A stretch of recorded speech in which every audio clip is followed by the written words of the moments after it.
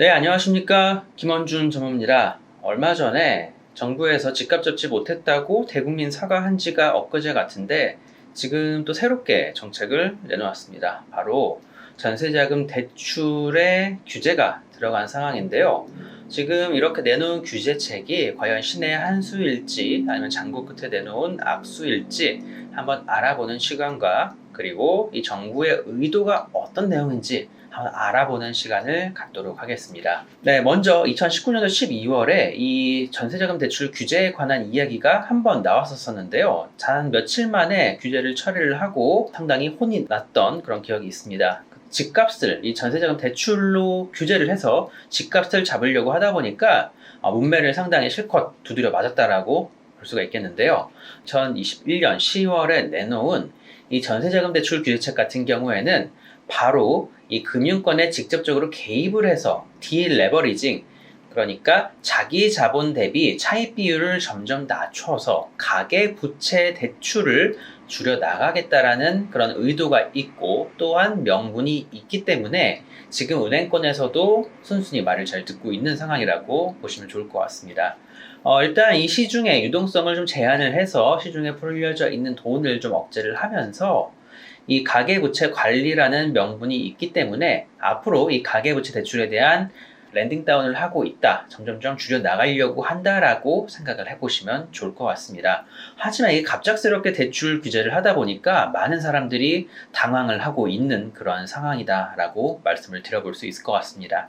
이게 랜딩 다운이라는 게 천천히 좀 차근차근 이루어져야 되는데 지금 아마 대선 임기가 얼마 남지 않아서인지 어떤 내용인지는 저도 잘 모르겠습니다만 지금 단순하게 객관화해서 살펴볼 지표 중에 하나가 바로 가계부채 대출이다 보니까 이 숫자를 줄이기 위해서 좀 급격하게 진행을 한 게 아닌가라는 조금 조심스러운 생각을 해볼 수 있는 상황이다라고 말씀을 드릴 수 있을 것 같습니다. 일단 이렇게 정부에서도 이 금융권에 직접적으로 개입을 해서 디레버리징을 유도를 하는데, 자, 이렇게 될 경우에는 시장, 그러니까 부동산 시장 자체가 변화할 수밖에 없다. 정부에서는 이 시장의 변화를 직접적으로 유도를 하고 있다라고 또 말씀을 드려볼 수 있을 것 같습니다. 정부 입장에서도 이 계속되는 월세 유도를 가속화시킴에 따라서 바로 월세 시장이 정부 입장에서는 훨씬 더 관리하기가 용이하다. 정부에서 이 관리라 함은 집값을 잡는다라기보다는 바로 세금을 가져갈 수 있다라고 생각하는 거라고 보시면 될 것 같습니다. 정부 입장에서는 월세화가 되는 것에 있어서는 환영할 만한 일이다라고 말씀을 드리겠지만 세입자들과 임대인 입장에서는 썩 좋은 일은 아니다라고 다시 한번 말씀을 드리겠습니다.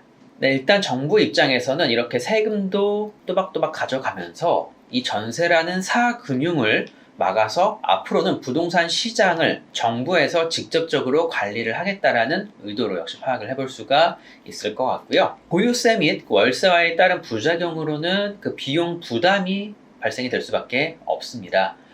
예전 같았으면은 전세자금 대출이나 여러 가지 레버리지를 활용을 해서 조금은 괜찮은 금액대에 전세 가격이 오른다고 하더라도 괜찮은 금액대에 전세를 들어갈 수가 있었지만 이제는 그렇게 되지 않음에 따라서 바로 그 비용이 세금적으로 그리고 세입자, 임차인 쪽에서도 월세로 그 비용 부담이 발생이 될 수밖에 없는 겁니다.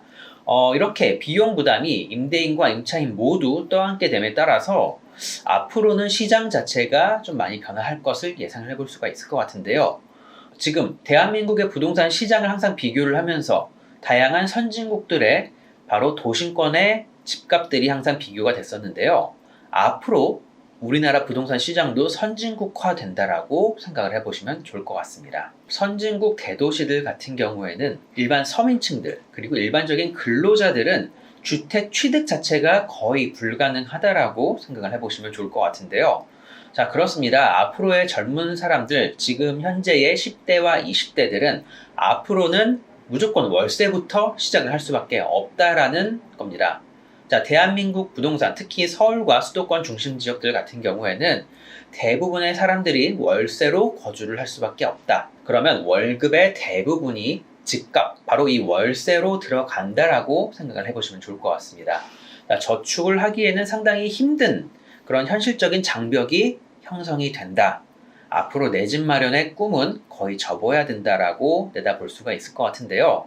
자, 바로 전문직 종사자나 고액의 연봉을 받는 사람들이 아닌 이상은 앞으로 서울권역에 내 집 마련하기가 점점점 힘들어진다라고 생각을 해보시면 좋을 것 같습니다.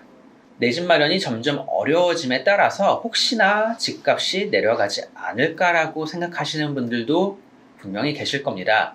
자, 하지만 그렇지 않습니다. 주택 가격의 하락은 쉽게 예상이 되지 않습니다. 자, 하지만 지방 소도시나 일자리가 없는 지역들은 바로 이런 식으로 집값이 좀 내려갈 확률은 있다 보니까 서울 수도권 이외 아니면 지방 대도시 이외에는 조금 조심하실 필요가 있다라고 말씀을 드릴 텐데요. 직장이 몰려있는 이 서울은 초소형화로 집들이 점점점 작아질 수밖에 없다. 자, 적은 월세를 내고 살아야 되다 보니 이런 홍콩과 같은 아니면 미국에 있는 다양한 대도시 중심 지역들과 같이 소형 평수대의 집들이 더욱더 많아지면서 이런 서민층들의 주거를 이쪽으로 점점점 몰아갈 수밖에 없지 않나라고 예상을 해볼 수가 있을 것 같습니다. 그렇게 된다면 앞으로 서울의 작은 부동산 하나라도 갖고 있는 사람과 이 서울의 부동산이 하나도 없는 사람 간의 격차는 점점점 커져 나갈 수밖에 없을 뿐만 아니라 자, 우리의 후대 그리고 그 뒤에까지 앞으로는 그 격차가 점점 벌어져 나갈 수밖에 없다라고 생각을 해보시면 좋을 것 같습니다. 자, 지금 강남과 비강남권 이렇게 두 개의 지역만 놓고 본다 하더라도 큰 장벽이 느껴지지만 앞으로 10년 뒤, 20년 뒤에는 그 장벽 자체가 거대한 장벽이 형성이 될 수밖에 없다라고 생각을 해보시면 좋을 것 같습니다. 지금 뭐라도 하나 투자를 해 놓으시는 게 차라리 더 마음이 편하실 겁니다. 서울 집값 어떻게 변화할지 그리고 지금 해외 선진국들의 중심권역에 있는 부동산들이 어떻게 움직이고 있는지에 대해서 살펴보신 다음에 내 집 마련을 할지 아니면 10년 뒤, 20년 뒤, 30년 뒤에 뭔가 청약을 노려볼지 결정을 하시길 바라겠습니다. 지금이 결단을 내리고 움직이셔야 될 때라고 말씀을 드리도록 하겠습니다.